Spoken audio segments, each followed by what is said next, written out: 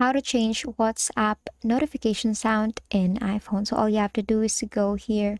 You go here on the bottom part, you'll see 5 different options here. You'll see updates, calls, communities, chats, and settings. Click on settings. Now it will look like this. So since you wish to change the WhatsApp notification sound, all you have to do is to proceed here to the notifications.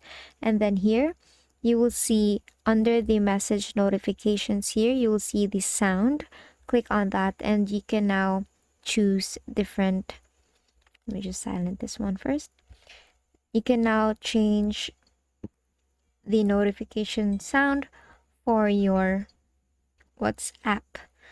Tap on save. You can actually even change to group notifications here.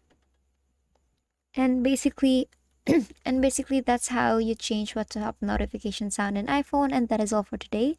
If this video helped you, please don't forget to like, share, and subscribe to our YouTube channel to show your support. Thank you for watching.